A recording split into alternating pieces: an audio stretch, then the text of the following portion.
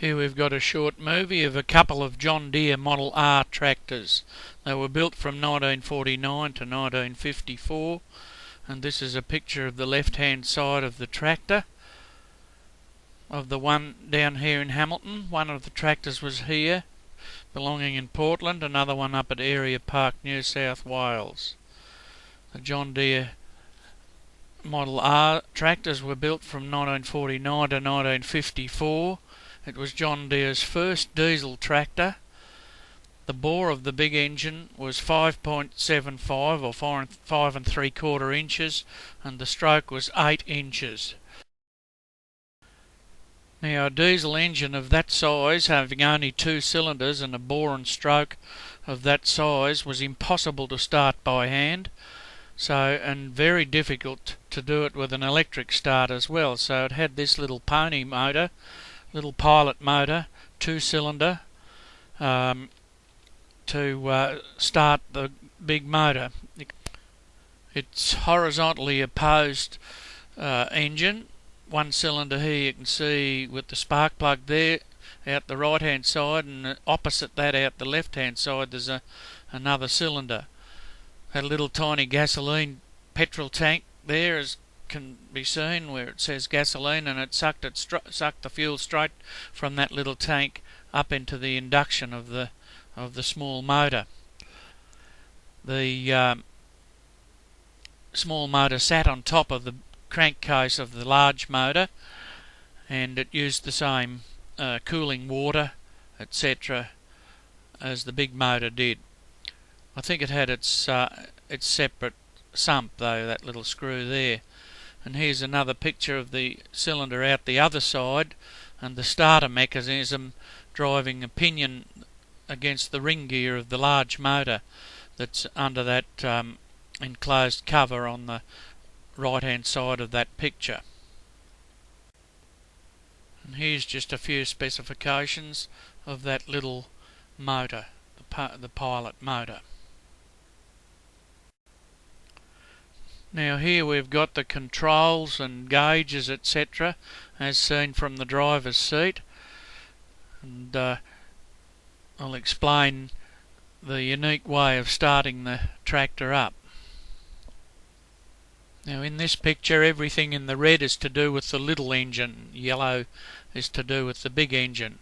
First of all, to start the little engine, the mixture screw right at the top was turned on about half a turn. Pull the choke out and then pull the starter on, and until the little engine is going, and once it's started, just adjust the mixture until it runs properly. Once it's running properly, then those 2 levers on the left there, pull the yellow one back first to decompress the large motor, and then slowly pull the one with the red writing on it back to engage the pinion into the ring gear, and then engage the clutch of the little motor to turn the big one over.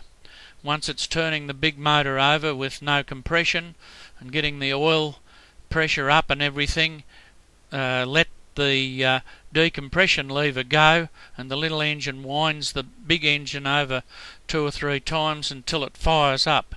And immediately that happens, then turn the mixture off on the little engine. Of course, the main throttle there near the steering wheel has had to be set at idle speed before doing all that. And to shut the motor down after a day's work or whatever, just close the throttle right back. A little button on the side allows it to come right back to shut down. We'll now go to some movies of the actual tractor starting up. First of all to the Portland one, and then to the one up at Area Park. So here we go.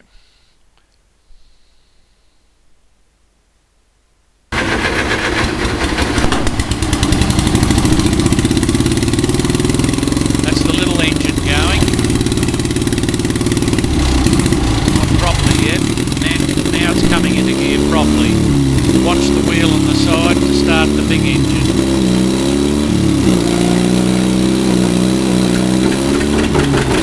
Okay, that's how it starts.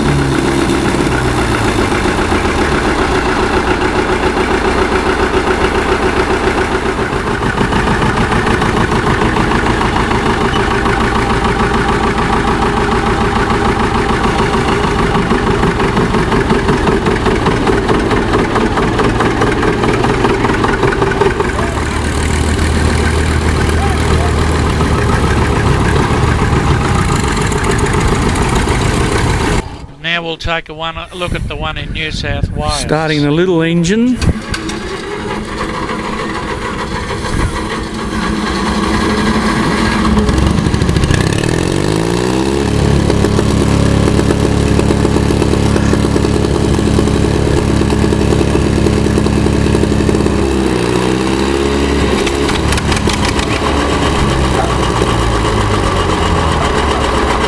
He didn't have the clutch back, so the wheel on the side did not turn.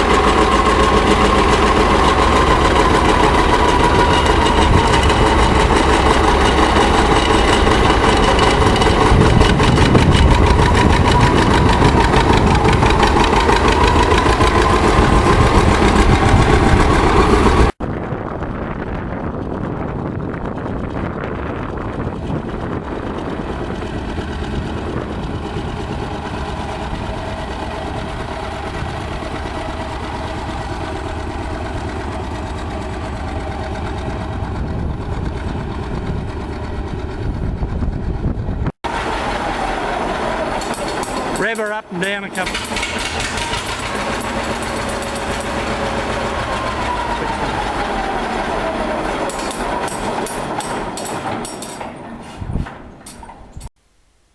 So to finish up on, here's a picture of the left hand side of the tractor. This is the Portland one when it was up here in Hamilton. After the Model R finished, the Model R being the first diesel that John Deere produced, after the Model R they changed to the John Deere 80 for a few years, and then after that the Model 830. They were all much the same as this one, just a few little changes, like the cover over the flywheel, instead of being round like that, was a teardrop shape, and a few other little changes, but they still always had the little pilot motor to start the big motor until they finished having two-cylinder engines.